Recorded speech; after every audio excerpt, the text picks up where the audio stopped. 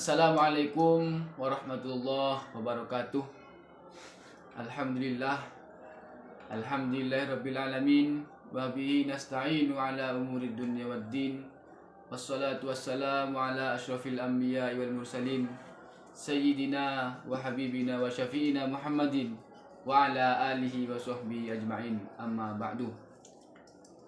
Yang saya hormati Ketua STIH Dr. Ali Ashar, Buket 1 Ibu Wiwin Suryaningsih, Buket 2 Ustadz Abdul Halim, dan tak lupa pula yang terakhir Bapak dosen yang saya hormati, dan tak lupa juga kepada teman-teman sekalian yang saya banggai.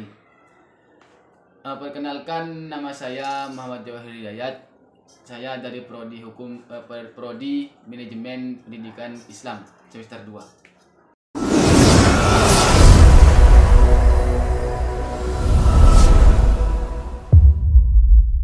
Untuk kali ini saya akan menjelaskan tentang materi produk pemikiran hukum Islam. Nah, di sini saya akan melaksanakan tugas terakhir dari Bapak dosen, Bapak Badrul Hesam, yang mana ini termasuk ke dalam soal di dalam UAS, yaitu soal nomor 6. Perintah untuk membuat video tentang materi yang akan dibawakan.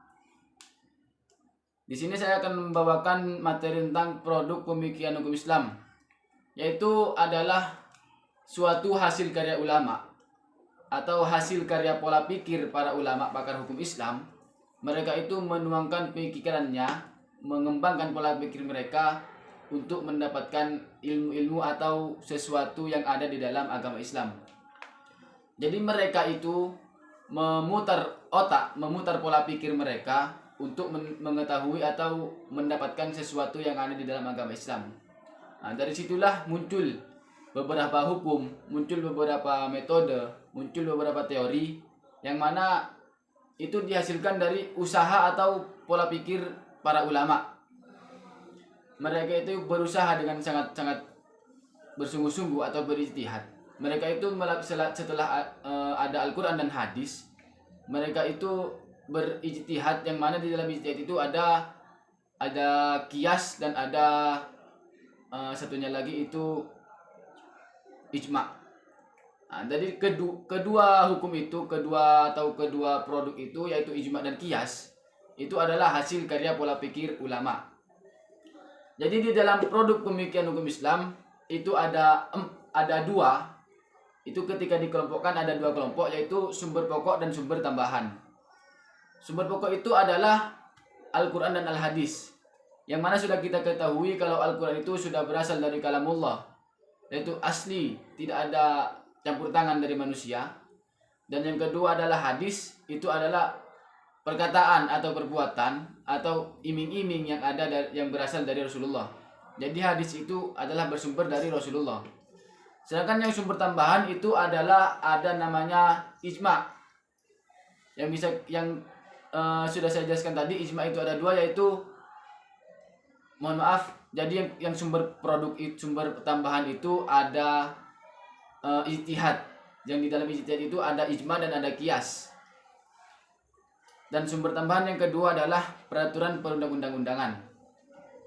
Jadi ijtihad itu bersumber dari para ulama, dari ahli pakar hukum Islam, dan produk pemikiran peraturan perundang-undangan itu banyak dilaksanakan di dalam konteks kenegaraan.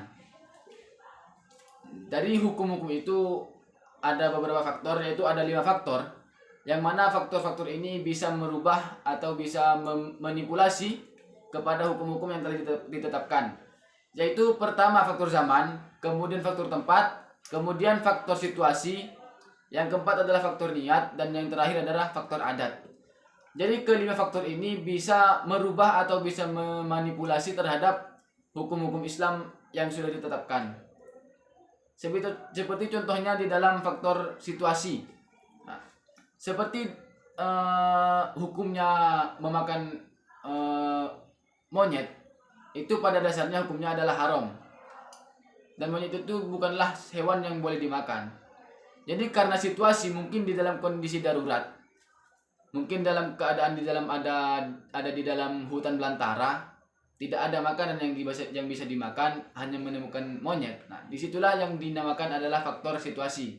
Situasi bisa menjadikan sesuatu yang haram itu menjadi halal. Itu salah satu contohnya. Kemudian tujuan adanya produk pemikiran hukum Islam itu adalah untuk terciptanya kesejahteraan, kenyamanan terhadap orang-orang atau terhadap masyarakat dalam berkehidupan. Jadi bukannya ini untuk menyiksa atau untuk mengekang terhadap seseorang, tapi malah untuk menciptakan kesejahteraan yang ada ataupun menciptakan kenyamanan terhadap antara satu orang dengan orang yang lain dalam bermasyarakat, dalam berkehidupan. Mungkin cukup ini dari saya tentang materi produk pemikiran hukum Islam. Kurang lebihnya mohon maaf. Wabillahi taufiq wal hidayah. Wassalamualaikum warahmatullahi wabarakatuh.